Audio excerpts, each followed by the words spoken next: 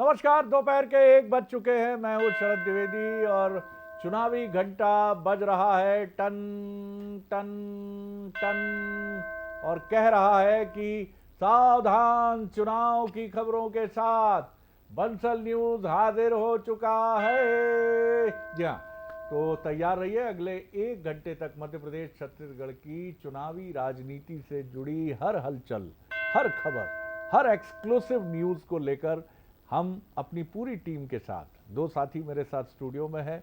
ललित जी हमारे साथी हैं और साथ ही हमारे साथ रहेंगी हमारी सहयोगी, वो भी हमारे साथ बराबर बनी रहेंगी। वो भी आगे बढ़ाती रहेंगी हमारी इस कहानी को, जया शर्मा। और साथ ही मध्य प्रदेश छत्तीसगढ़ की पूरी टीम मौजूद रहेगी। तो तैयार रहिएगा। लेकिन सबसे पहले आज हम जो बात करेंगे वो बात ये करेंगे कि न्यूज़ एक्सप्रेस कैसी चल रही है और कैसी दौड़ रही है, ये हमें बताएंगे हमारे साथी ललित जी। और आज सबसे पहले हम जो बात करने वाले हैं वो एक एक करके बताते हैं। छत्तीसगढ़ बीजेपी की तीसरी लिस्ट जारी हो गई है। पंडरिया से भावना बोहरा को टिकट मिला है।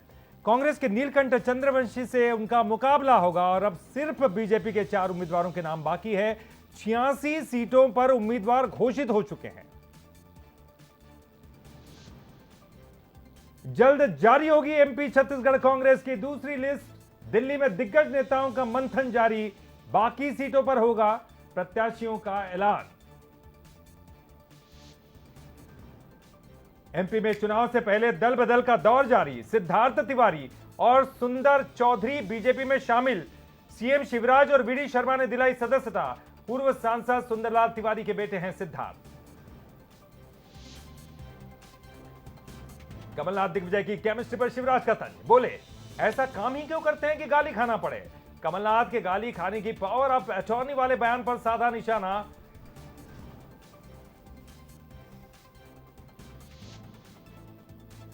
और पूर्व सीएम रमन सिंह ने की चुनाव तारीखों में बदलाव की मांग। ट्वीट करके कहा, छठ पर्व होने के चलते मतदाता नहीं कर पाएंगे वोटिंग। छत्तीसगढ़ में 17 नवंबर को होगा दूसरे चरण का मतदान।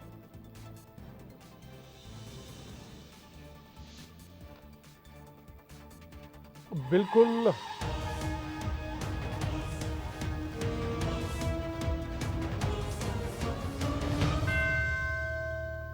तो जोश भरने वाले इस संगीत के साथ चुनावी घंटे की टन टन क्या संगत है, कमाल है, वाह।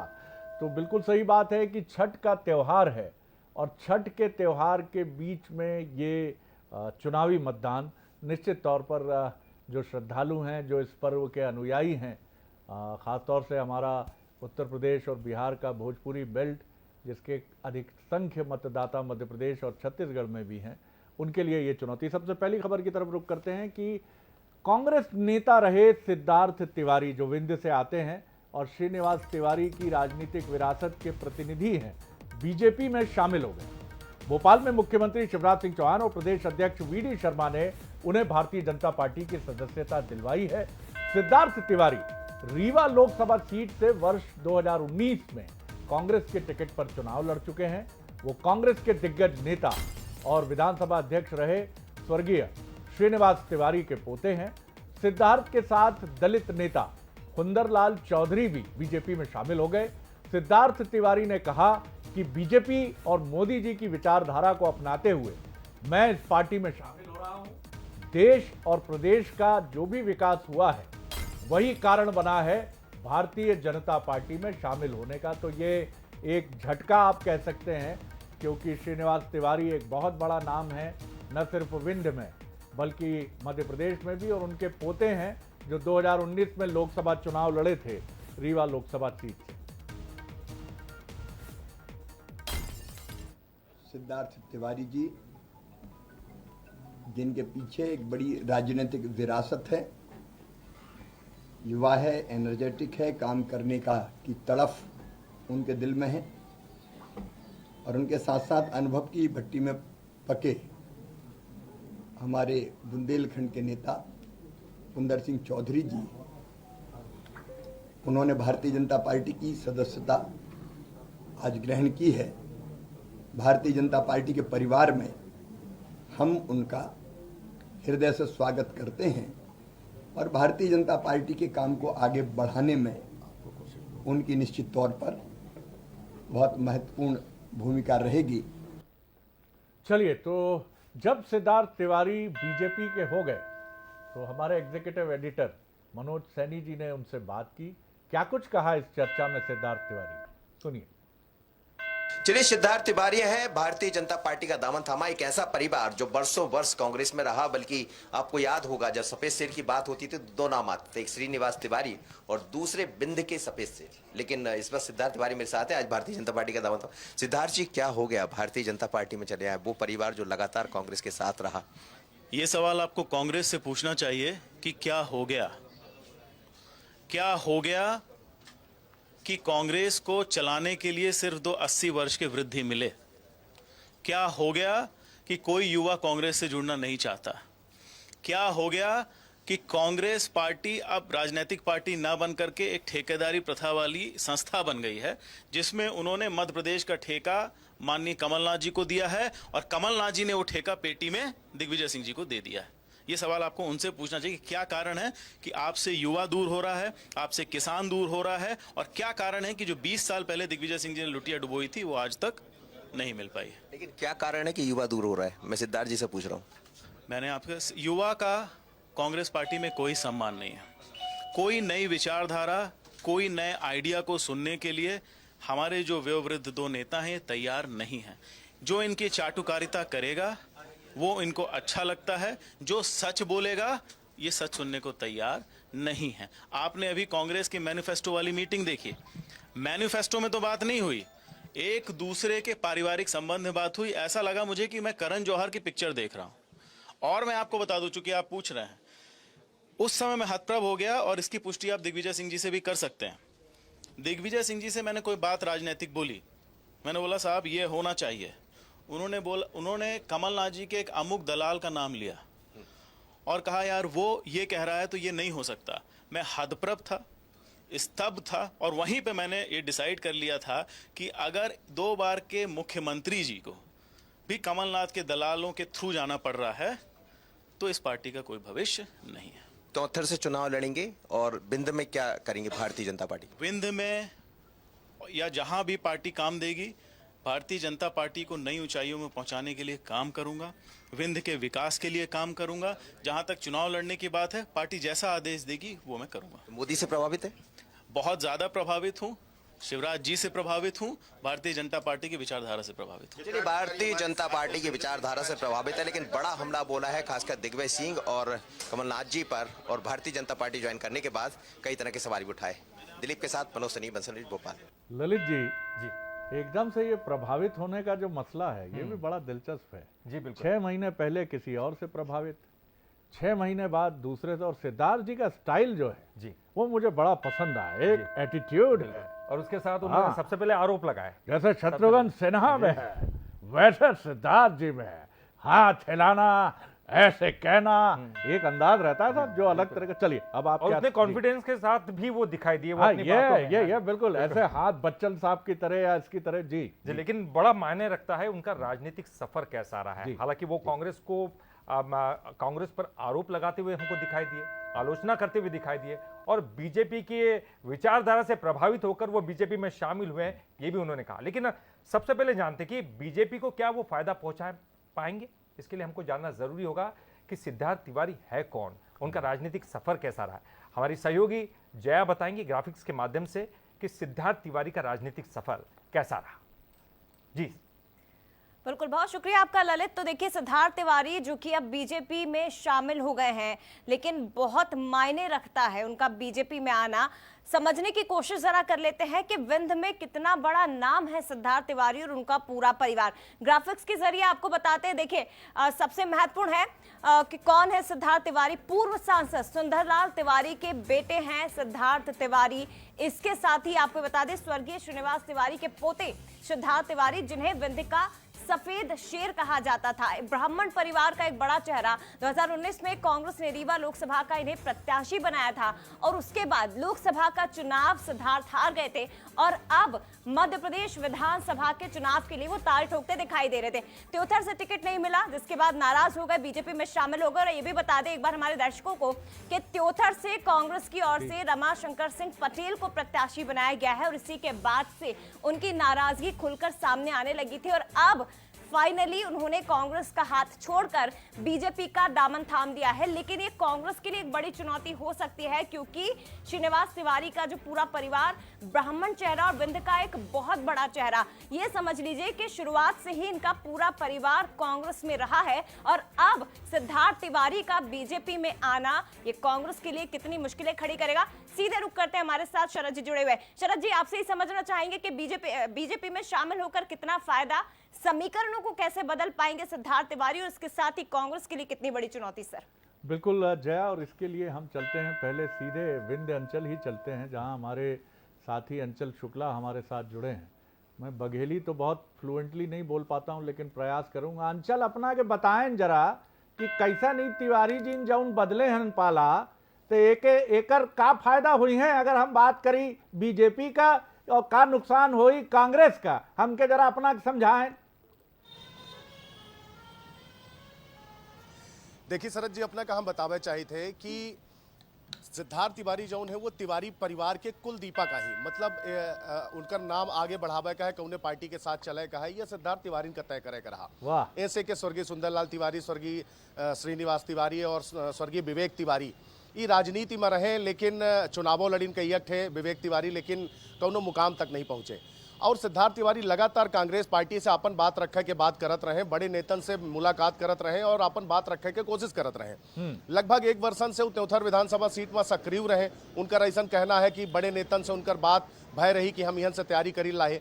हालांकि कांग्रेस पार्टी के कुछ नेता जो बड़े हैं वो यह कहते रहे कि उनकर पिताजी गुड़ विधानसभा से एक बेर विधायक रहे हैं और रीवा से लोकसभा प्रत्याशी रहे, तो उनका गुड़ से प्रयास करे चाहे फायदा मिले, बीजेपी एकर बेनिफिशियरी होए। बिल्कुल निश्चित रूप से शरद जी अपना को बताई कि एकर फायदा बिल्कुल भाजपा एकदम सही मौका का भुनावे के काम करी सी, और तिवारी परिवार के एक बड़ा समर्थक है यहाँ। अगर 8 विधानसभा सीटन के बात करी तो लगभग हर विधानसभा सीट में 1 से 5,000 लोग ऐसा है जो अजुआ उनकर अनुयायी हैं, वो तिवारी परिवार से आस्था रखने वाले लोग हैं, उनके बाप दादन के साथ जुड़े रहे, उनकर साथ काम करी नहीं, तो एकर फायदा कहो न कहो देखी भारतीय जनता पार्टी का हर विधानसभा सीट में मिली। वाह वाह वाह, तो ये समझ लिया जाए कि एकर फायदा जरूर मिली बीजेपी के, और यही कारण रहा जौन तिवारी जी पाला बदल के आए गए हैं ललित जी। जी बिल्कुल, अब बीजेपी के संगे ये वैसे ही हुआ जैसे एक कोई अपनी पुश्तैनी बिजनेस को छोड़ के एक नई जनरेशन जो है अपना नया बिजनेस ढूंढती है। बिल्कुल सही कह रहे हैं, बिल्कुल आपने ठीक कहा। और प्रयाग वहां से ज्यादा दूर नहीं है, छोरा गंगा किनारे वाला, इसलिए थोड़ा हम ट्राई कर लिए हैं, टूटा फूटा बोले हैं, क्षमा कीजिएगा। उन मेहमानों से बहुत शुक्रिया अंचल, आपका बहुत धन्यवाद, मजा आ गया आपकी धारा प्रवाह बघेली सुन के, मैं तो टूटी फूटी बोल पाता हूँ। चलिए उन मेहमानों से आपका परिचय करा दें जो मध्य प्रदेश और छत्तीसगढ़ से हमारे साथ जुड़े हैं। सबसे पहले मध्य प्रदेश से स्वागत कर रहा हूं बीजेपी की प्रवक्ता युवा नेता नेहा बग्गा जी का, बहुत स्वागत है। कांग्रेस के साथी हैं हमारे मिथुन अहिरवार जी, दोनों बहुत प्रॉमिसिंग लीडर हैं, अपनी अपनी रिस्पेक्टिव पार्टी से आते हैं, बहुत संभावनाएं हैं।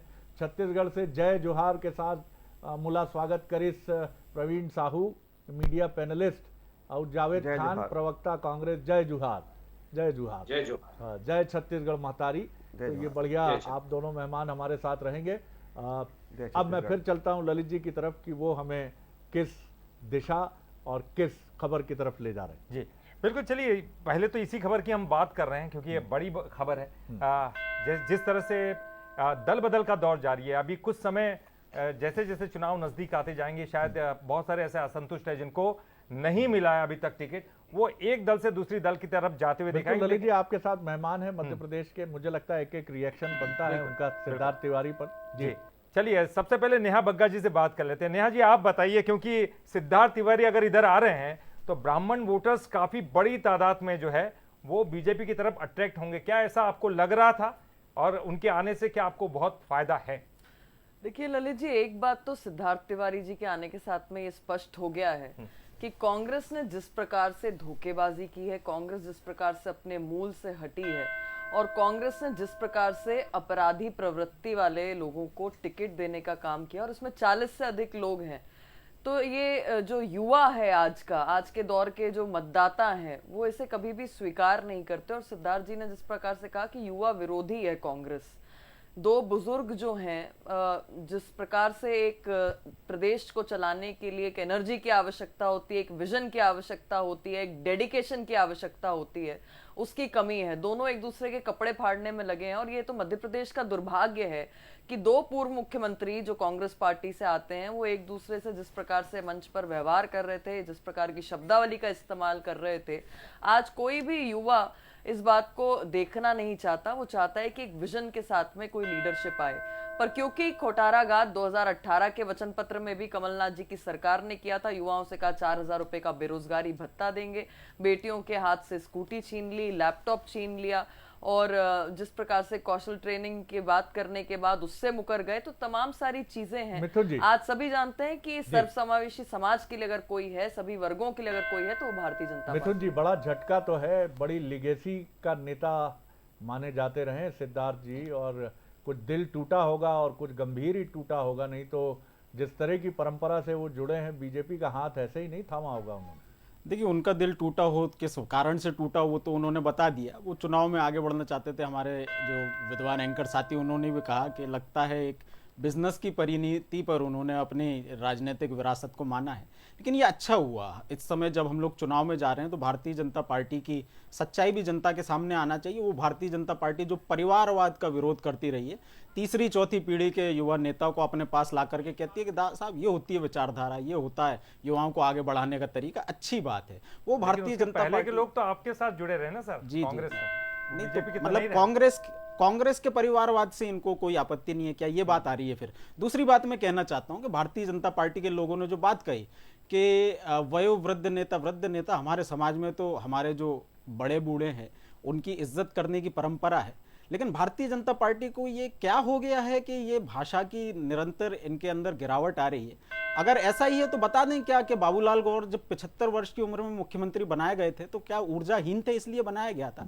73 साल के नरेंद्र मोदी जी आपको क्यों युवा नजर आते हैं? फिर इसका भी जवाब भाजपा को देना चाहिए। हम तो सम्मान की परंपरा से राजनीति करते हैं। हमारा ध्यान तो उस मैनिफेस्टो की तरफ है जिस मैनिफेस्टो को देख करके भारतीय जनता पार्टी की सरकार से लोग प्रश्न पूछ रहे हैं कि अगर 20 साल में डबल ट्रिपल इंजन की आपकी सरकार का अगर आपने पिछले दशक में दावा किया तो मध्य प्रदेश में आईपीएल टीम नहीं है, आपके कौन से प्रयास ऐसे रह गए? मध्य प्रदेश के किसानों का कर्ज माफ होना था, 4 मिलियन से ज्यादा युवा बेरोजगार हैं। ऐसे में यदि कोई व्यक्ति ऐसी पार्टी से प्रभावित होता तो होता रहे साहब, आने वाले चुनाव में इसका परिणाम देखने को मिलेगा। चलिए ललित, एक 90 की दशक की फिल्म थी, उसका कुमार शानू का बड़ा अच्छा गीत था एक, कि काश कहीं ऐसा होता कि 2 दिल होते सीने में, एक टूट भी जाता तो दूसरे से तकलीफ ना होती जीने में। माफ कीजिएगा, कुछ राजनेताओं के लिए ऐसा लगता है कि 1-2 नहीं 4-5 दिल हैं। इधर का टूटा तो इधर का चलने लगा, उधर का टूटा तो फिर पहले वाला धड़कने लगा, तो ये चलता रहता था। और राजनेता इसीलिए बहुत ताकतवर और बहुत, क्योंकि दिल तो टूटता ही है, सही बात है। लेकिन मिथुन जी ने जो बात कही, उन्होंने इनके लिए तो कही सिद्धार्थ तिवारी के लिए, लेकिन दीपक जोशी भी तो उधर गए। ठीक बात है, बिल्कुल सही कह रहे हैं, इधर से उधर, उधर से इधर, वो भी एक पीढ़ी थी जी। उस पीढ़ी के नए। छत्तीसगढ़ की एक खबर है ललित, छत्तीसगढ़ विधानसभा चुनाव 2023 के पहले चरण की 20 सीटों पर होने वाले मतदान के लिए बीजेपी ने एक और उम्मीदवार का नाम घोषित कर दिया है। बीजेपी की तरफ से जारी तीसरी लिस्ट में केवल पंडरिया विधानसभा सीट के लिए भावना बोहरा को चुनावी मैदान में उतारा गया है। अब छत्तीसगढ़ में भाजपा के 4 नाम बचे हैं जिनका ऐलान यथासंभव 1-2 दिन में हो सकता है। आपको बता दें कि पहली सूची में बीजेपी ने 21 प्रत्याशियों के नाम जारी किए थे। इसके बाद दूसरी सूची में 64 उम्मीदवारों को मैदान में उतारा गया है, जिससे कुल प्रत्याशियों की संख्या 85 हो गई थी। अब एक प्रत्याशी भावना जी के सामने आने के बाद अब सिर्फ 4 नाम बचे हैं जो होल्ड पर हैं। तो ये काफी महत्वपूर्ण डेवलपमेंट है ललित। और रिएक्शन छत्तीसगढ़ के पहले एक बाइट सुन लेते हैं, फिर मेहमानों की तरफ रिएक्शन के लिए चलते हैं छत्तीसगढ़ की। जी मामा संग भांजा और भांजी, मैं पहले ही कह रहा हूं कि यहाँ भारतीय जनता पार्टी नहीं लड़ रही है, यहाँ तो रमन सिंह लड़ रहे हैं और रमन सिंह की चली है। और रमन सिंह चलना मतलब पीछे में अमन सिंह है, और अमन सिंह किसके साथ है? मोदी के साथ है। मोदी बोलता अडानी के साथ है। तो अडानी के गिद्ध निगाह छत्तीसगढ़ के खदानों पर। जी ललित, रिएक्शन बनता है छत्तीसगढ़ बिल्कुल, के और मेहमानों इस पे हम जरूर पूछेंगे, क्योंकि बड़ी बात यह है कि 5 ऐसी सीटें थी जिन पर शायद पेंच फंसा हुआ था, कश्मकश का दौर था। एक सीट पर नाम जाहिर कर बस दिए। एक छोटी सी खबर बता दूं जो मैं देख रहा हूं कि दिवाली से पहले केंद्र सरकार के कर्मचारियों को मोदी सरकार की सौगात मिली है और 4% महंगाई भत्ता जो है वो बढ़ा है। अभी रिसेंटली आज ही हुई कैबिनेट की बैठक में केंद्र सरकार की ये फैसला हुआ है। तो चलिए, मुबारक हो आपको, अब दिवाली के तोहफे भी शुरू हो गए हैं ललित जी। जी बड़ी खबर थी, लेकिन सबसे बड़ी खबर यह भी, क्योंकि 5 सीटें जिन पर कश्मकश चल रही थी, पेंच फंसा हुआ था, केवल भावना जो है बोहरा, उनका ही नाम अनाउंस किया गया, एक लिस्ट अनाउंस की गई, लेकिन अभी भी 4 पर बड़े पेंच फंसे हुए और सबसे बड़ा नाम उनमें टीएस सिंहदेव साहब का है अंबिकापुर से। वहां पर भी अभी तक कोई बड़ा उम्मीदवार बीजेपी फाइनल नहीं कर पाई है। प्रवीण साहू जी हमारे साथ जुड़े हुए हैं, मीडिया पैनलिस्ट बीजेपी। प्रवीण जी, बड़ा कश्मकश है, अब ये आखिरी के जो नाम हैं उन पर पार्टी अभी तक फाइनल नहीं कर पा रही है, बैठक पे बैठक चल रही है। आपको क्या लगता है ये जो बची हुई जो 4 सीटें वो आपके लिए काफी मुश्किल भरा काम है? ये सबसे पहले तो मैं भारत माता की जय कहूंगा, जय छत्तीसगढ़। आपके समाचार चैनल के सभी दर्शकों को नमस्कार और साथ में जितने भी पैनलिस्ट बैठे हैं उनको नमस्कार। देखिए, हमारे लिए कोई पेच नहीं फंसा हुआ है, हमारी 90 में से 86 सीटें घोषित हो चुकी है, लेकिन जिस प्रकार कांग्रेस के केवल 30 नाम आए हैं, ये प्रमाणित करता है कि इनके अंतर्कलह चरम सीमा पर है। एक तरफ इनके 90 में से 71 विधायक है और कहते हैं कि उन्होंने अच्छा काम किया, लेकिन 71 विधायकों में अपने केवल 30 विधायकों की सूची जारी कर पाते हैं, 30 प्रत्याशियों की। ये प्रमाणित करते हैं कि इन्होंने कोई काम नहीं किया। जिस प्रकार युवाओं को प्रदेश में पहली बार घटना का सामना करना पड़ता है कि युवाओं को नग्न होना पड़ता अपनी मांगों को लेकर, महिलाओं को केश मुंडवाने पड़ जाते हैं, निश्चित रूप से प्रमाणित करता है कि यहाँ पर भ्रष्टाचार और अनाचार की सरकार है।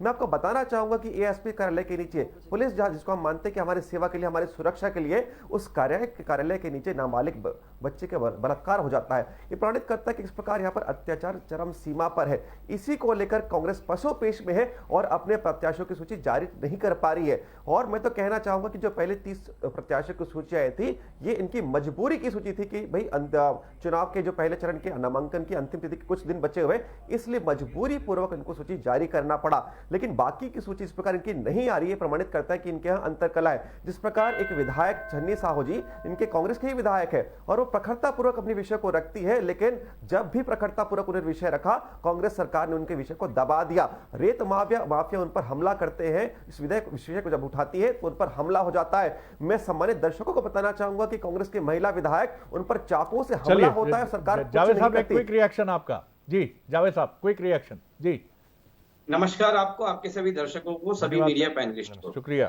जी। देखिए, भारतीय जनता पार्टी ने अपने टिकट की घोषणा की, लेकिन आप ये तो देखिए कि जिन्हें ये अमित शाह जी को राजनीति का चाणक्य कहते हैं और पिछले 5-6 महीने से वो छत्तीसगढ़ में डेरा डाले हुए थे, मणिपुर को भी छोड़ दिया था उन्होंने जो टिकट घोषणा की है उसमें वही नाम है जो 2018 में जिन्हें जनता ने नकार दिया था। इनके 11 से 12 मंत्रियों के ऊपर जब ये सत्ता में थे, उनके ऊपर आरोप लगे थे भ्रष्टाचार के, उन मंत्रियों को रिपीट किया गया। यदि मैं बस्तर की बात करूं तो बस्तर में हर वो मंत्री जो हार चुका है, जिसे जनता ने नकार चुका है, उन्हें इन्होंने रिपीट किया।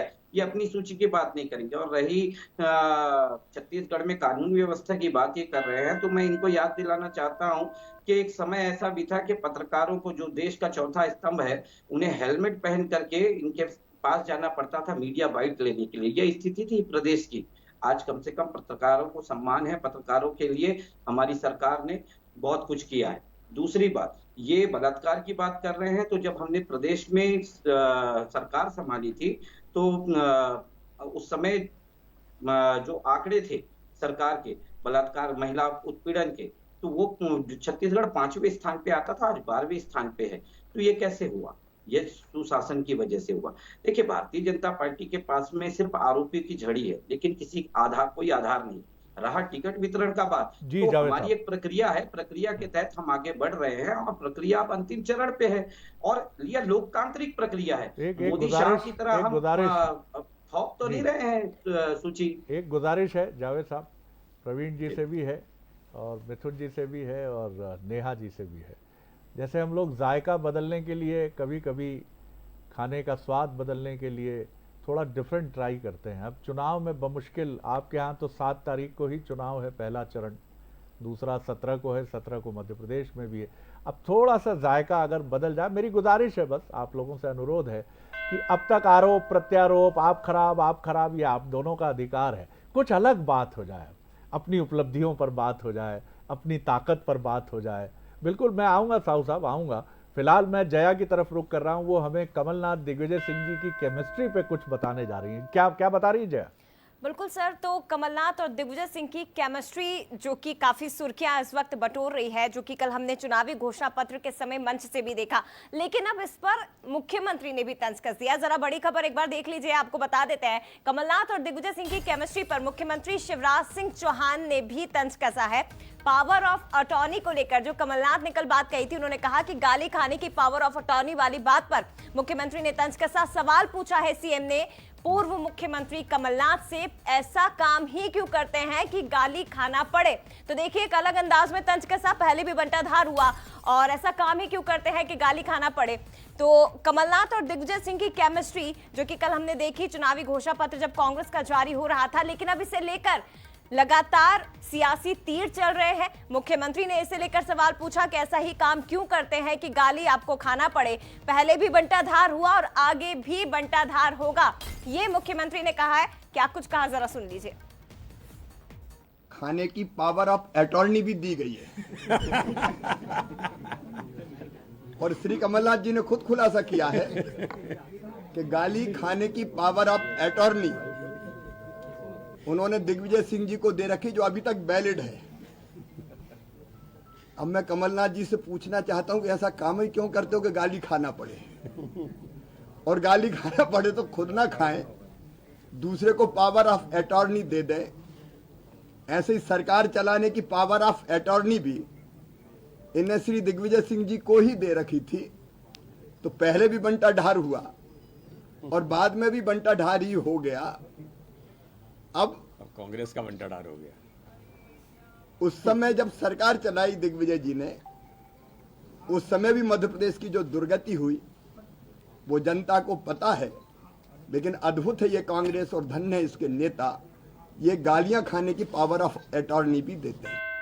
तो देखा आपने कि गालियां खाने की पावर ऑफ अटॉर्नी, लेकिन आपके मन में भी जिज्ञासा होगी, खासतौर से उन व्यूअर्स ने जिन्हें ये शायद पूरा अपडेट पता नहीं होगा या उन्होंने देखने की उनके मन में जिज्ञासा होगी। तो हम आपको दिखाते हैं कि एक दिन पहले प्रदेश कांग्रेस कार्यालय पीसीसी में इन दोनों दिग्गज नेताओं के बीच क्या कुछ घटा था। एक दिन पहले, उसके भी एक दिन पहले ये हुआ था कि कमलनाथ जी का एक वीडियो वायरल हो गया था जिसमें कथित रूप से वो ये कह रहे थे शिवपुरी के टिकट को लेकर कि आप जाओ और आप जाके दिग्विजय और जयवर्धन के कपड़े फाड़ो। इस तरह की कुछ बात थी जिसको लेकर कल की केमिस्ट्री बड़ी दिलचस्प थी। पहले वो देख लीजिए, फिर हम आगे बढ़ते हैं। जो आपने सबसे पहले मुझे प्रश्न पूछा था कि दिग्विजय सिंह के कपड़े फाड़ने का, मैंने आपको जवाब में कहा था कि अगर आपकी बात ना माने तो आप भी उनके कपड़े फाड़िए। एक मिनट भैया, ए फॉर्म और बी फॉर्म पर दस्तखत किसके होते हैं? पीसीसी प्रेसिडेंट के। तो कपड़े किसके फटने चाहिए बताओ? अच्छा, मेरा और दिग्विजय सिंह का संबंध राजनीतिक नहीं है, हंसी मजाक का है, प्यार का है। दिग्विजय सुनते रहो। और मैंने बहुत पहले इनको एक पावर ऑफ अटॉर्नी दी थी अपनी। वो पावर ऑफ अटॉर्नी थी कि कमलनाथ के लिए आप पूरी गालियां खाइए, ठीक है? तो ये पावर ऑफ अटॉर्नी आज के दिन भी वैलिड है। लेकिन ये भी सुन लीजिए, गलती कौन कर रहा है ये पता होना चाहिए। देखिए, गलती हो या नहीं हो, गाली खानी है। तो मेरा संबंध इनसे बहुत पुराना है। जैसे मैंने कहा, राजनीतिक संबंध नहीं है, हमारा पारिवारिक संबंध है। तो ये भैया एक मिनट, बीजेपी अपनी चला दे। बात हम ये कह रहे हैं कि भाई शंकर का जी का काम यही है कि विष पीने का, तो पिएंगे। इन्होंने बहुत सारे कड़वे घूंट मेरे लिए पिए हैं, आगे भी पीने पड़ेंगे, ये मत सोचना। तो चलिए, बहुत ही दिलचस्प संवाद था और सबसे महत्वपूर्ण बात है कि इसको फिर थोड़ा सा कि बॉलीवुड के अंदाज में समझें तो कांग्रेस का घर मोहब्बतें के शाहरुख खान का घर है और बीजेपी का घर बच्चन साहब का घर है। यहाँ नियम, मर्यादा, ये सारी चीजें बहुत अहम होती हैं। और शाहरुख जब आते हैं, काहे का नियम, काहे की मर्यादा, यहाँ तो मोहब्बत का राज है, यहाँ तो खुलकर बातें होंगी, बड़ा भाई छोटे भाई से पूछेगा और छोटा भाई बड़े भाई से पूछेगा। नेहा जी, मैं आपकी तरफ आ रहा हूँ, मैंने माफ कीजिएगा, थोड़ा सा ज्यादा बोल जाता हूँ तो क्षमा कीजिएगा। बताइए पहले तो क्या कहेंगी? शिवराज जी कह रहे हैं कि भाई अटारनी चल रही है, गाली देने की बात हो रही है, चलती रहे। जी नेहा। नहीं, इसके पीछे शरद जी मुझे लगता है कि थोड़ा सा और समझने की आवश्यकता है। जिस प्रकार से एक द्वंद्व दिल्ली में चल रहा है प्रियंका गांधी जी और राहुल गांधी जी के बीच में, तो एक है राहुल गांधी जी के गुरु दिग्विजय सिंह जी और दूसरे हैं कमलनाथ जी प्रियंका गांधी जी के समर्थक। तो सिर्फ टव्वल शुरू वहां से हुआ था। पर ये वाकई में दुर्भाग्यपूर्ण है मध्य प्रदेश के लिए कि दो पूर्व मुख्यमंत्री एक दूसरे को जिस प्रकार से कटाक्ष कर रहे हैं, जिस प्रकार से एक दूसरे के कपड़े फाड़ने की बात हो रही है, गाली देने की बात हो रही है।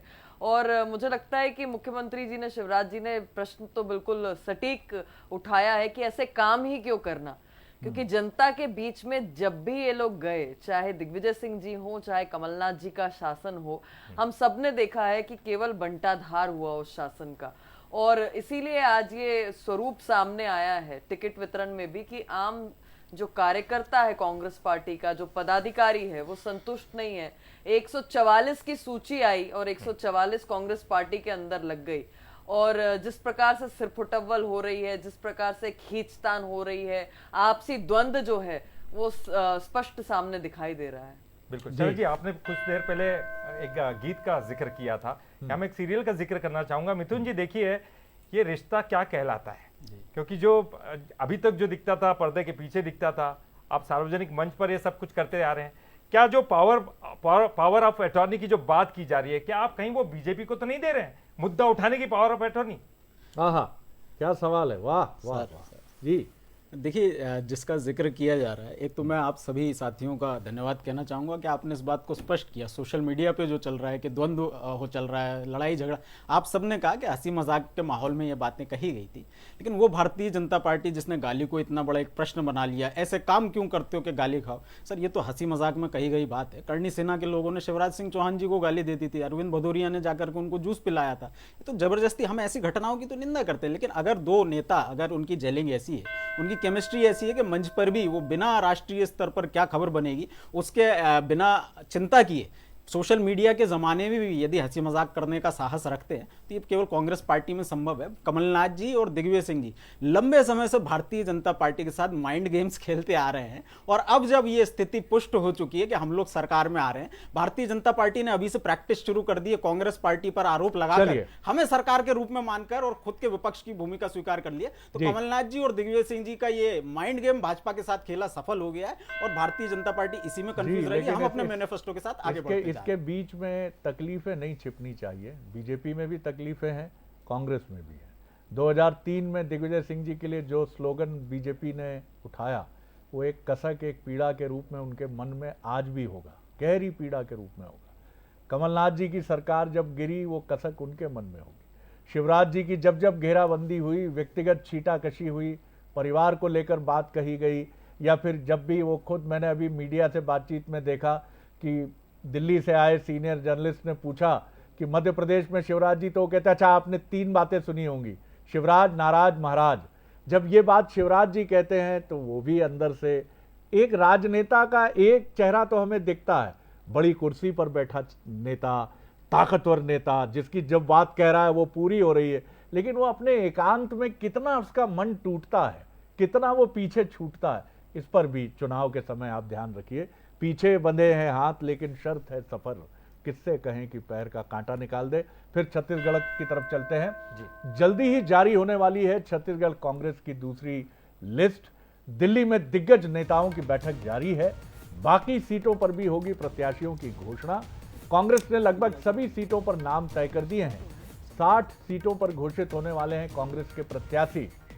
30 सीटों पर पहली सूची में नाम हुए थे घोषित, और कुछ और इसमें जो एडिशनल इंपॉर्टेंट इंफॉर्मेशन है, अतिरिक्त महत्वपूर्ण सूचना है, वो हमें बताएंगी हमारी सहयोगी जया, जो हमेशा की तरह ग्राफिक्स के साथ मुस्तैद है। Over to you Jaya.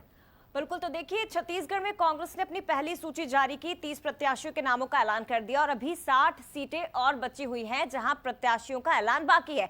कौन हो सकते हैं वो संभावित नाम, संभावित चेहरे, किसको मिल सकता है टिकट? जगदलपुर से मलकीत सिंह गेदू, इन्हें पार्टी टिकट दे सकती है जगदलपुर से। इसके साथ ही अगला नाम, संभावित नाम आपको बता रहे हैं कौन कौन से हैं। रायपुर दक्षिण विकास उपाध्याय से विकास उपाध्याय को टिकट मिल सकता है रायपुर दक्षिण से।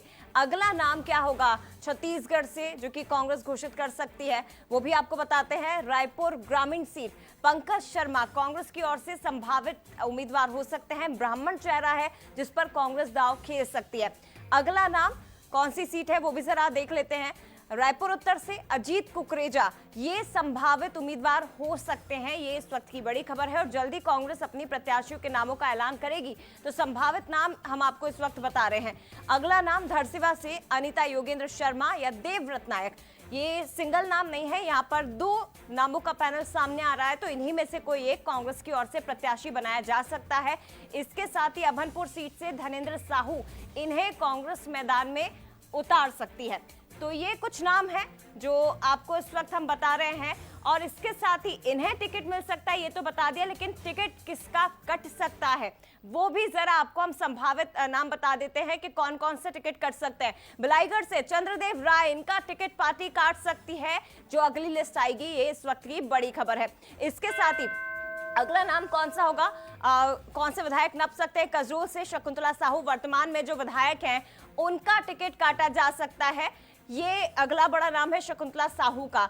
और इसके साथ ही एक और नाम आपको बता देते हैं, ये नाम है जशपुर से विनय भगत। तो ये वो नाम आपको हम बता रहे हैं कि इन विधायकों के टिकट अब आने वाली लिस्ट से काटे जा सकते हैं, सूची से काटे जा सकते हैं। शरद जी, ओवर टू यू। बहुत शुक्रिया जया, आपने बड़ा प्रॉम्प्ट हमको बताया कि क्या इक्वेशन है। इसको और हम समझने के लिए सीधे छत्तीसगढ़ रुक करते हैं। हमारे स्टेट हेड आदित्य नामदेव हमारे साथ जुड़े हैं। आदित्य, एक क्विक अपडेट आपका जी। देखिए, आपको बताना चाहूंगा रायपुर दक्षिण की सीट बहुत महत्वपूर्ण हो गई है।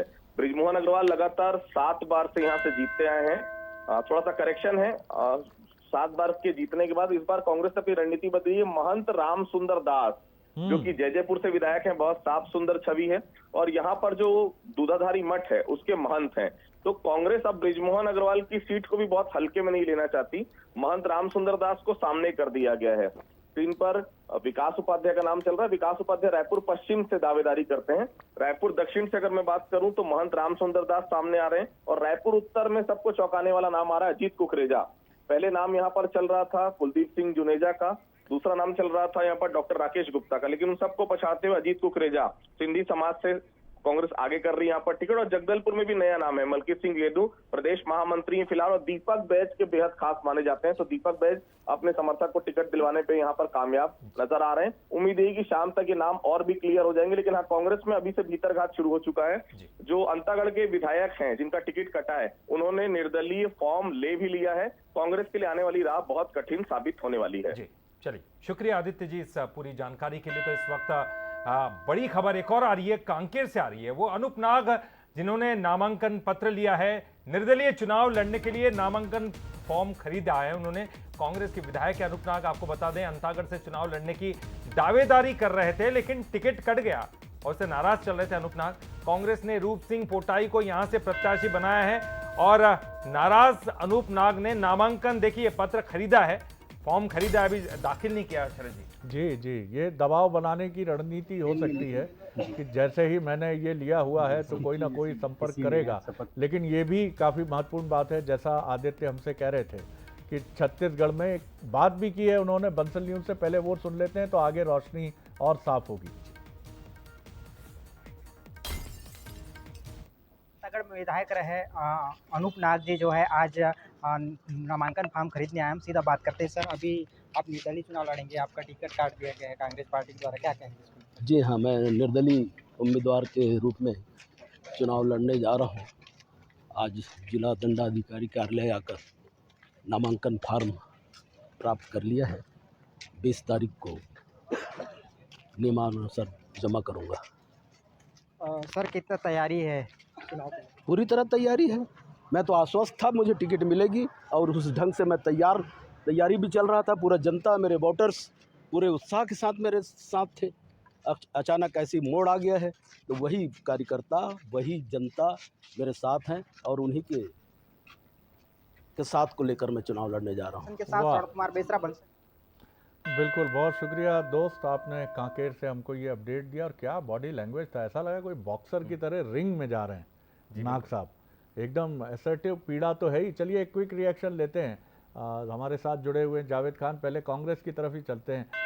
सर, बड़ी ज़बरदस्त बॉडी लैंग्वेज है और हमारे स्टेट हेड आदित्य बता रहे थे कि मुश्किलें आपकी बढ़ने वाली हैं। जावेद साहब बताइए हमको एक क्विक रिएक्शन आपका। जी जावेद साहब। अनूप नाग जी कांग्रेस के वरिष्ठ नेता रहे हैं, सुलझे हुए व्यक्ति रहे हैं और हमारी टिकट वितरण की जो प्रणाली रही है वो तरह तरह के स्तर के सर्वे के आधार पर हुई है। लेकिन अब आपको उलझाने वाली बॉडी लैंग्वेज है उनकी। जी कोई बड़ी बात नहीं है। अनूप नाग जी हमारे घर के हैं, उन्हें मना लिया जाएगा और चुनाव में देखिएगा कि वो हमारे साथ में कंधे से कंधा मिला करके कांकेर की सीट को, भानु प्रतापपुर की सीट को पूरे बस्तर में वो काम भी करते नजर आएंगे और बस्तर में विजय दिलाने में उनकी बड़ी भूमिका भी रहेगी। यह होता है कि जब किसी को टिकट नहीं मिलती है, समर्थकों का दबाव रहता है कि आप निर्दलीय लड़ लीजिए, तो एक रहता है कि मैं अपनी कुछ कोशिश करके देखता हूँ, क्योंकि अंतिम तो जब तक बी फॉर्म हाथ में नहीं आता तब तक एक अंतिम कोशिश हर किसी की रहती है। तो एक कोशिश कर रहे हैं, पर लेकिन वो घर के हैं, उन्होंने कहीं ऐसा तो कहा नहीं कि मैं कहूँ। जी ठीक कह रहे हैं आप। तो हमारे अपने हैं, मना लिया जाएगा, सबको मना लिया जाएगा। रूठा है तो मना लेंगे। जी, रूठा है तो मना लेंगे, बिल्कुल सही बात है। कोशिश जारी रहनी चाहिए। प्रवीण जी, आपके 4 टिकट बचे हैं, लेकिन कांग्रेस जैसा मंजर आपके यहाँ नजर नहीं आ रहा है। ये बात तो मानी जाएगी कि जिस तरह से वहाँ टिकट की दावेदारी, नाराजगी, रूठना, मनाना, आपने होमवर्क शायद ठीक किया होगा या जो भी कारण हो, ये बीजेपी और छत्तीसगढ़ की जनता बेहतर समझती है। एक क्विक रिएक्शन आपका भी। जी देखिए, बिल्कुल भारतीय जनता पार्टी सड़क से लेकर सदन तक सारे विषयों को अच्छे से लेती है, इसलिए हमारी पहली सूची 17 अगस्त को ही आ चुकी थी। और देखिए, हमारे तो 86 सीट की डिक्लेरेशन हो चुका है, इनके तो अभी तक केवल 30 हुआ है। और मैं बताना चाहता हूं कि इनके कद्दावर मंत्री की भी टिकट जो है, जिस प्रकार जिनकी सीट बदल दी जा चुकी है, जिस प्रकार गुरु रुद्र कुमार पहले लड़ते थे अहिवारा से, अब वो नवागढ़ जा रहे हैं, निश्चित रूप से उनके मन में डर है। जिस प्रकार देवेंद्र यादव, इनके कद्दावर युवा नेता विधायक है, वो अपनी सीट छोड़ने चाह रहे हैं, जिस प्रकार उनके ऊपर बहुत सारे आरोप है। कांग्रेस पार्टी खुद डरी हुई है कि कितना भ्रष्टाचार उन्होंने किया है, वो जनता के समक्ष है। मैं इनसे पूछना चाहता हूं, ये कहते थे कि पहले ब्लॉक में आवेदन होगा तो उसी व्यक्ति को ही टिकट देंगे, लेकिन जिस प्रकार राजनांदगांव में गिरीश देवांगन जी को टिकट दिया है, निश्चित रूप से पैराशूट लैंडिंग हुआ है। एक तरफ पहले डंके की चोट पर कहते थे केवल उसी व्यक्ति को टिकट देंगे जिसने ब्लॉक में आवेदन किया है, तो आज वो इनका जो पैमाना है वो कहां गया। एक तरफ कहते थे कि पहले जो भी आवेदन आएगा ब्लॉक में केवल उसी को टिकट दिया जाएगा, ऐसे व्यक्ति को टिकट दिया जाता है जो वहां का स्थानीय निवासी तक नहीं है। निश्चित रूप से इनका विरोधाभास है। एक तरफ इनके दीपक बैद जी कहते थे कि लगभग 50% युवाओं को टिकट दिया जाएगा, और जैसे ही वक्तव्य तो सामने आता है, इनकी प्रदेश प्रभारी कुमारी शैलजा जी बयान को नकारते हुए कहती है कि जो भी टिकट दिया जाएगा वो संगठन के अनुरूप किया जाएगा। तो निश्चित रूप से यह अंतरकलह चरम सीमा पर है। चाहे वो प्रदेश अध्यक्ष की बात करूं, आदरणीय दीपक बैद जी केवल मुख्य दर्शक बने हुए हैं। जनता को बताना चाहूंगा कि जिला अध्यक्षों की नियुक्ति तक नहीं कर पाते प्रदेश अध्यक्ष, उनकी नियुक्ति दिल्ली से होती है। तो यह प्रमाणित करता है कि यहाँ का इनका नेतृत्व केवल मूक दर्शक है। पूरी पार्टी आला कमान चला रही है और आला कमान इनके नारे को नकार दिया है। पहले कहते थे भूपेश है तो भरोसा है, आज उस नारे को नकार के कहते हैं भरोसे की सरकार। जिस प्रकार टीएस सेदे जी का गुट हो, चाहे साहू जी का गुट हो, चाहे महंत जी का गुट हो, ये कांग्रेस गुटों में बटी हुई है, इसीलिए ये चुनाव के लिए अपने प्रत्याशियों की सूची जारी नहीं कर पा रहे हैं। चलिए, लेकिन ये समय अब अपने घर को देखने का भी है साहब, क्योंकि आप दोनों की बड़ी दिलचस्पी है, रहनी भी चाहिए। बीजेपी कांग्रेस का घर देखती है और कांग्रेस बीजेपी का घर देखती है, लेकिन ये मौका है कि जब आप अब अपने घर को देख लें, क्योंकि 1 महीने के बाद तो सरकार सामने ही होगी साहब। अब बहुत हो गया, एक पूरे 5 साल तो आप लोगों ने पानी पी पी के एक दूसरे को कोसा है। तारीफ मत करिए, लेकिन अब अपनी ताकत की बात करिए तो ज़्यादा आनंद आएगा। हमें अगली खबर की तरफ ले जा रहे हैं ललित। चलिए, अगली खबर बड़ी खबर है, भोपाल से आ रही है, क्योंकि केपी सिंह से जुड़ी हुई खबर है। कांग्रेस केपी सिंह का टिकट बदल सकती है। जहां बड़ी खबर है, शिवपुरी से वीरेंद्र रघुवंशी को प्रत्याशी बनाया जा सकता है। केपी सिंह का टिकट जो है वो काटा जा सकता है। केपी सिंह को पिछोर से उम्मीदवार बनाया जा सकता है। कमलनाथ दिग्विजय की वरिष्ठ नेताओं के साथ एक बैठक हुई आज, केंद्रीय चुनाव समिति की बैठक में यह फैसला हो सकता है। बिल्कुल, तो ये काफ़ी महत्वपूर्ण खबर है और यही वो पूरी सीट का मसला था जिसको लेकर दिग्विजय सिंह जी और कमलनाथ जी के बीच में एक दिन पहले पीसीसी में सार्वजनिक तौर पर, ऐलानिया तौर पर मीडिया के सामने हास्य विनोद के क्षण देखे गए और जिसको लेकर बीजेपी का कड़ा तंज भी सामने आया है कि भैया काहे को ऐसी स्थिति बनाते हो कि गाली के लिए आपको देना पड़े power of attorney. Suraj Sharma हमारे साथी जुड़े हैं जो कांग्रेस की बीट देखते हैं। सूरज, क्या अपडेट है? तो माना जाए कि केपी सिंह अब पिछौर उतर सकते हैं और रघुवंशी साहब शिवपुरी, क्या कहेंगे? जी देखिए, अब ये बिल्कुल लगभग तय हो चुका है कि दिल्ली में जो केंद्रीय चुनाव समिति की बैठक है उस बात पे भी जिक्र किया गया, क्योंकि पहले जिस तरीके से गफलत बनी थी कि किस तरीके से पिछोर को बदलकर शिवपुरी से केपी सिंह और पिछोर से खासतौर से शैलेंद्र सिंह को टिकट दिया गया था, इसके बाद देखा विरोध भी देखा गया और कहा गया, कमलनाथ भी सार्वजनिक तौर पर कहा गया था कि वीरेंद्र रघुवंशी बहुत अच्छा व्यक्ति है, नेता है और खासतौर से कोई गलतफहमी हुई है, शायद इसको लेकर हम लोग बातचीत करेंगे। तो शायद ये संभावना बन रही है और लगभग तय भी माना जा रहा है कि रघुवंशी जी पे किसका वरद हस्त है? सूरज सुन पा रहे हैं? सूरज जी सर। वरद हस्त शायद मैं कठिन शब्द बोल गया, आशीर्वाद किसका है रघुवंशी जी पे? उन्हीं का है। देखिए, खास तौर से वो सिंधिया समर्थक माने गए थे और जिस सिंधिया जी से उनका विरोध रहा था पहले भी, और जब वो बीजेपी में शामिल हुए थे 2018 में टिकट दिया था, उसके बाद वो विधायक बने और जैसे ही जब 2018 के बाद परिस्थितियां बदली, सिंधिया बीजेपी में आए, उसके बाद से ही वो लगातार नाराज थे और वो पार्टी छोड़कर कांग्रेस में शामिल हुए थे। तो माना जाता है कि उस क्षेत्र में उनका अच्छा प्रभाव है, एक सामान्य नेता है, सबसे मिलजुल कर रहते हैं। शायद यही कारण है कि कांग्रेस पार्टी में शामिल होने के बावजूद भी कांग्रेस जो है वो विचार कर रही है कि उन्हें टिकट दिया जाए और दिग्विजय सिंह और कमलनाथ दोनों चाहते हैं कि वो शिवपुरी से चुनाव लड़े और यही कारण है कि टिकट में बदलाव किया जाएगा। क्विक रिएक्शन लेता हूं। बहुत शुक्रिया आपका सूरज शर्मा, आपने अपडेट दिया हमको। क्विक रिएक्शन लेते हैं मिथुन अहिरवार जी का, फिर नेहा जी का। जी मिथुन साहब, टिकट बदल सकता है? देखिए सर, बदलेगा नहीं बदलेगा, आप सब मीडिया कर्मियों को हम सब बड़ा सम्मान करते हैं, आपके सूत्र भी होते हैं, लेकिन कांग्रेस पार्टी के टिकट कब कैसा होना है ये सेंट्रल इलेक्शन कमेटी डिसाइड करती है, कार्यकर्ताओं का फीडबैक लेती है, सर्वे का होता है, बड़े नेताओं की राय लेती है, तो जब होगा तब होगा। लेकिन हम तो मध्य प्रदेश में अपने अभियान पर निकल गए, अपना मैनिफेस्टो जारी कर करके मध्य प्रदेश की जनता को कैसे हम 25 लाख रुपए तक का स्वास्थ्य का बीमा देने जा रहे हैं। मध्य प्रदेश में जो वोटर्स नहीं है वो भी, पहली से 8वीं के बच्चों तक अगर हम 500 रुपये अनाउंस करते हैं, 9वीं 10वीं में 1000, 11वीं 12वीं में 1500 रुपये, तो हम उसकी तरफ बढ़ रहे हैं। हम महिलाओं को जो विवाह की राशि है वो 1 लाख रुपए तक की करने जा रहे हैं। हम लोग जो पूरी की पूरी योजनाएं हमारी हैं उनको मैनिफेस्टो के रूप में एक मूर्त रूप देने जा रहे हैं। आपने देखा होगा कि इसी मध्य प्रदेश में 1.5 दशक तक बात चली कि मेट्रो ट्रेन चलाई जाएगी। जब कमलनाथ जी मुख्यमंत्री बने तभी मेट्रो के पिलर भी खड़े कर पाए। तो हमने अपनी योजनाएं बना ली हैं, हमारे किए हुए काम को, विकास को लेकर के जाना है। भारतीय जनता पार्टी में भी ऐसी कई चीजें हो रही हैं जिनका कि हम लोग जिक्र कर सकते हैं, लेकिन क्योंकि अब हमें सरकार में आना है तो उस दिशा में हमारा काम है। आपने अभी तक जो बात कही शरद जी, आपने जैसा पहले जिक्र किया था तो उसका असर दिखाई दे रहा है, क्योंकि वो अपनी पार्टी की तारीफ करते हुए दिखाई दे रहे हैं, आलोचना के बजाय। नेहा जी आपका बहुत धन्यवाद सर, हमारा विनम्र अनुरोध आपने स्वीकारा। नेहा जी।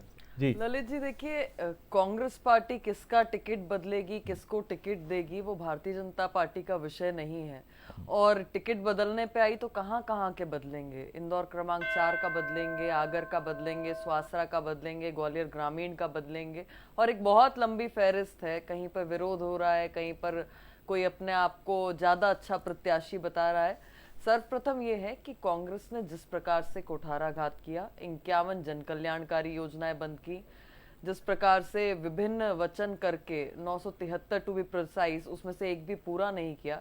भारतीय जनता पार्टी अपने लक्ष्य की ओर फोकस्ड है और भारतीय जनता पार्टी का प्रदेश से लेकर पन्ना और पन्ना से लेकर परिवार प्रमुख का जो कार्यकर्ता है वो डटकर जमीन पर तैयार है, जन जन के बीच में योजनाओं को लेके जा रहा है, संगठन के विचार को लेके जा रहा है।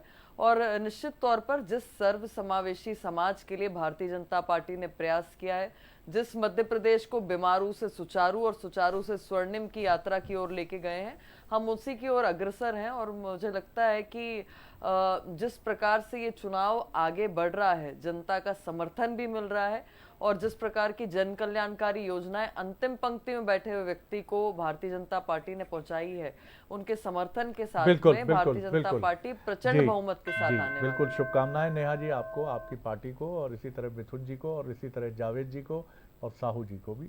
लोकतंत्र की मजबूती के लिए महत्वपूर्ण बात है। अगली खबर की तरफ बढ़ूं, एक छोटा सा अपडेट न्यूज़ का और दे देता हूं जायका बदलने के लिए। बाइडेन साहब अमेरिकन प्रेसिडेंट पहुंच रहे हैं इजराइल, और बड़ी चिंता भी है इसको लेके, क्योंकि तेल अवीव जो राजधानी है इजराइल की, वहां तक मिसाइलें दागी गई। एयरफोर्स 1 जिसमें वो चलते हैं, ये दुनिया का सबसे सुरक्षित विमान है, मिसाइल प्रोटेक्शन भी है, लेकिन पूरी दुनिया की निगाह इस समय टिकी क्योंकि Joe Biden president America Israel के दौरे पर हैं। इस खबर पर भी बंसल न्यूज की बराबर निगाह रहेगी। बढ़ते हैं अगली बड़ी खबर की तरफ। मध्य प्रदेश बीजेपी की सूची से जुड़ी है ये खबर। ये 20 अक्टूबर को आएगी सूची। अब पार्लियामेंट्री कमेटी की बैठक के बाद आएगी सूची। 20 अक्टूबर को दिल्ली में फिर होगी बैठक। तो क्या पेचो खम है कुछ, क्योंकि थोड़ा लंबा हो रहा है ये रास्ता। तो 20 अक्टूबर को ये बैठक आएगी, और आपको बता दें कि रात 12:30 बजे तक एक दिन पहले ये बैठक चली। बैठक में कुछ सीटों पर नहीं बनी बात, तो 20 अक्टूबर को दिल्ली में फिर बड़ी बैठक होगी इलेक्शन कमेटी की। तो बड़ी खबर आपको बता रहे हैं कि सूची फिलहाल टल गई है 2 दिनों के लिए, और अब 20 अक्टूबर की कहानी हमें मिल रही है। बहुत ही बड़ी खबर है ये, बहुत इंपॉर्टेंट खबर है। पूरी तवज्जो चाहेंगे हम इस पर आप सभी की। मनोज हमारे एग्जीक्यूटिव एडिटर जुड़ रहे हैं। मनोज, ये बड़ी खबर है, किन सीटों पर पेच है और क्या कहानी है, जरा समझाइए हमको। जी मनोज। देखिए शरद जी, 20 से 25 ऐसी सीटें हैं जिन पर पैच फंसा हुआ है। खासकर वो सीनियर लीडर जिसमें 7 से ज्यादा तो मंत्री है, विधानसभा पूर्व विधानसभा अध्यक्ष भी है इसमें, तो वो तमाम सारे लोग हैं जिनको लेकर पैच फंसा हुआ है। और भारतीय जनता पार्टी यानी जो मध्य प्रदेश का संगठन है या यहाँ के लोगों की तरफ से जो सर्वे कराया गया, उसके आधार पर 2 दिन पहले जो बैठक हुई उसमें नाम तय कर लिए गए थे और 94 लोगों की सूची आज आना चाहिए था। लेकिन जैसे ही केंद्रीय नेताओं के साथ कल रात जो बैठक हुई तो उसमें बात नहीं बनी, क्योंकि जो सर्वे कराया उससे वो मैच नहीं खाई, जिसके कारण फिर कई लोगों की नींद उड़ने वाली है। यानी आगामी जो सूची है वो 20 तारीख को की पार्लियामेंट्री कमेटी की बैठक है। आज जेपी नड्डा साहब का राजस्थान दौरा था, इसलिए व्यस्तताएं बहुत है, उसके कारण ये बैठक टली है, वरना आज भी बैठक हो सकती थी। अब 20 तारीख को पार्लियामेंट कमेटी की बैठक है, उसके बाद सूची दिखाई देगी। लेकिन सूची जब तक नहीं आ जाती तो जो कटने वाले हैं और जो पाने वाले हैं, दोनों की नींद उड़ने वाली, क्योंकि सभी की नजर इस पर है कि आखिर किसको मिलेगा और किसका कटेगा। लेकिन मैं बताना चाहता हूं कि 3 मंत्रियों के लिए नुकसान हो सकता है, कुछ विधायकों को नुकसान होने जा रहा है और कुछ नए चेहरों को मौका मिलने जा रहा है। हो सकता है दूसरी पार्टी से जो हाल ही में ज्वाइन किए हैं वो भी अगली सूची में नजर आएंगे। तो बड़ी खबर बता रहे हैं मनोज की कुछ दिग्गज नेताओं को नुकसान, कुछ नए चेहरे और कुछ पुराने चेहरों को कहा जाएगा कि इंतजार करिए। बहुत शुक्रिया मनोज। हमारे एग्जीक्यूटिव एडिटर बता रहे हैं कि 20 सीटों के आसपास पेच फंसा हुआ है और ये मुश्किल पैदा कर रहा है। चलिए बढ़ते हैं अगली खबर की तरफ। ये थोड़ी अलग मिजाज की खबर है, हम इसकी पुष्टि नहीं करता है बंसल न्यूज़। इस तरह की खबरें वायरल हुई हैं, उनका जिक्र हम यहाँ कर रहे हैं। हम नहीं जानते इनकी प्रामाणिकता, इनकी पुष्टि कितनी है, लेकिन इस तरह की खबरें फोटो के साथ वायरल हुई हैं उज्जैन से। चक्रतीर्थ शमशान से कथित तंत्र साधना का वीडियो वायरल हो रहा है। अब ये कौन कर रहा है, इसके पीछे क्या इरादा है, ये हमें नहीं मालूम, लेकिन दिलचस्प और चौंकाने वाली बात है कि इसमें पीसीसी चीफ कमलनाथ जी की तस्वीर नजर आ रही है। अब ये फिक्टिशियस है, इसको कहीं फैब्रिकेट किया गया है या सच में, ये हमें नहीं मालूम। नवरात्रि की पहली रात से दावा किया जा रहा है कि तंत्र क्रिया का ये फोटो ये आप देख रहे हैं, ये चक्र तीर्थ जो शमशान है उज्जैन का, वहां की तस्वीरें हैं। और कथित रूप से ये आप जो देख भी रहे हैं, हम इनकी पुष्टि नहीं करते इस वायरल वीडियो की, लेकिन तंत्र साधना करते हुए ये वीडियो वायरल हो रहा है, जिसमें हम देख रहे हैं कि कुछ तांत्रिक क्रियाएं की जा रही हैं और इन तांत्रिक क्रियाओं के बीच में हमें कमलनाथ जी की तस्वीर भी नजर आ रही है, जो फोटो रखकर वहां पर कमलनाथ जी की तस्वीर दिख रही है। और मुझे जो लगता है कि ये शायद काल भैरव के नजदीक का कोई पॉइंट है, निश्चित वहां पर इस तरह की क्रियाएं होती रही हैं। हमारे साथी जुड़ गए हैं उज्जैन से, संतोष कृष्णानी। संतोष, क्या उज्जैन में इसकी चर्चा है कि ये वीडियो जो वायरल हो रहा है, जिसकी पुष्टि हम नहीं करते कि क्या सच्चाई है, क्या इसमें मिलावट की गई है, क्या फैब्रिकेशन है, हमें नहीं मालूम। जी बिल्कुल शरद जी, बता दें कि तंत्र मंत्र की तो देवी यहाँ पर विराजते हुए काल भैरव जी की पूजा होती है, विक्रांत भैरव जी की पूजा होती है और नवरात्रि में लगातार यहाँ तंत्र मंत्र की पूजाएं तो होती हैं। लेकिन कहीं ना कहीं जिस प्रकार जो कल ये जो वीडियो वायरल हुआ है जो कमलनाथ जी का चित्र रखकर यहाँ पर तंत्र मंत्र की क्रिया की जा रही है, या तंत्र मंत्र पूजा की जा रही है उनके मुख्यमंत्री बनने के लिए, तो इस पर कहीं भी कोई भी पुष्टि करने को तैयार नहीं है कि कमलनाथ जी के लिए ये पूजा अर्चना की गई है, तंत्र मंत्र का सहारा लिया गया है। यहाँ के जो प्रवक्ता है उनसे भी हमारी बातचीत होती तो उनका कहना है कि हम लोग अंधविश्वास में विश्वास नहीं रखते, मेहनत करने में विश्वास रखते हैं। और यही दावा बीजेपी ने आरोप भी लगाया कमलनाथ सरकार के ऊपर, कमलनाथ के ऊपर कहा है कि हम लोग अंधविश्वास से दूर रहते हैं और कमलनाथ सरकार अंधविश्वास को लेकर ऐसी पूजा करवा सकती है, लेकिन किसी भी प्रकार जो तंत्र मंत्र का पूजा अर्चना कर रहे हैं जो भैया महाराज है वो भी स्पष्ट तरीके से चलिए संतोष, शुक्रिया, बहुत शुक्रिया। लेकिन भैया तंत्र मंत्र जो है वो जनता के प्रेम का और जन सेवा का ही तंत्र मंत्र चलता है लोकतंत्र में।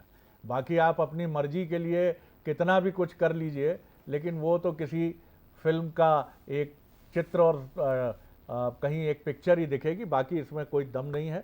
चलिए एक क्विक रिएक्शन तो बनता है। नेहा जी एक क्विक रिएक्शन जी। शरद जी, इस प्रकार के कुछ वीडियोस पूर्व में लोकसभा चुनाव से पहले दिग्विजय सिंह जी के लिए भी दिखाई दिए थे, और आपको याद होगा कि यहाँ पर कंप्यूटर बाबा, मिर्ची बाबा, इसी प्रकार के तंत्र विद्या वाले जो हैं वो क्रियाओं में सम्मिलित हो रहे थे, और जवाब जनता ने दिया। क्योंकि जो आपने कहा मैं उससे सहमत हूं, और प्रदेश की जनता, देश की जनता सहमत है कि कोई भी नेता के लिए अगर सबसे बड़ा कोई तंत्र विद्या है तो वो जनता की सेवा है, जनता के समक्ष रहना है, जनता से संवाद है। मिथुन जी तो इन एक सब क्विक चीजों से कुछ बहुत अच्छी बात कही नेहा जी आपने, बिल्कुल बहुत एक बड़ा संयोग है कि भारतीय जनता पार्टी ने जहां अपने श्राद्ध पक्ष में सूची जारी की, तो हमारे लिए सुखद संयोग रहा कि हमने नवरात्र में अपनी सूची जारी की, और जितने भी तंत्र मंत्र हैं उन सबसे बड़ा लोकतंत्र है, जनतंत्र है, हम उसी में यकीन करते हैं, और हम उसी आधार पर जनता के बीच जा रहे हैं कि जनता हमें लोकतंत्र में लोकतांत्रिक तरीके से बिना किसी तंत्र मंत्र की साधना के प्रभाव के, जिस तरीके की आइडियोलॉजी के लिए हम लोग स्टैंड करते हैं उस आधार पर, हमारे काम के आधार पर, बिना किसी धर्म के नाम पर, बिना किसी जात के आधार पर हमें आशीर्वाद दे, और जनता उस ओर बढ़ रही है। थोड़ा सा करेक्ट कर दूं कि भारतीय जनता पार्टी की सूची तो पूर्व में ही आ गई थी पितृपक्ष लगने से, और फिर वो जो है वो कंटिन्यूटी में काम चल रहा है, और तो कांग्रेस भ्रम ना फैलाए। बहुत अच्छा समय है साहब जिसमें आप हर अपने समय एंसेस्टर्स को याद करते हैं। उसमें ये तो हमारी सनातन परंपरा भी कहती, पितृपक्ष को कड़वे दिन जिसने भी कहा वो सत्यांश उसमें नहीं है जी। तो ये बात नहीं। और थोड़ी सी कविता की शैली में मैं कह दूं तो लोकतंत्र का सबसे बड़ा जो तंत्र है वो है जनता से प्यार करने का मंत्र, जन सेवा का मंत्र। तो यही तंत्र और यही मंत्र चलता है भैया। बाकी जिसकी जैसी मर्जी हो, जाकी रही भावना जैसी, प्रभु मूरत ने देखी वैसी। बहुत धन्यवाद आप चारों मेहमानों का, बड़ा आनंद आया आपसे बात करके, बड़ी शालीनता से, बड़ी गरिमा से आप चारों ने बात की। बहुत बहुत शुक्रिया, बहुत शुक्रिया आपका भी ललित, बहुत शुक्रिया जया आपका भी। तो चुनावी घंटा तो बजता रहेगा सर, और इसकी गूंज पूरे मध्य प्रदेश और छत्तीसगढ़ में सुनाई देती रहेगी। लेकिन फिलहाल हम आपसे ले रहे हैं इजाजत, लेकिन बने रहिएगा बंसल न्यूज पर, क्योंकि खबरों का सिलसिला लगातार जारी। नमस्कार। लेकिन साथ ही साथ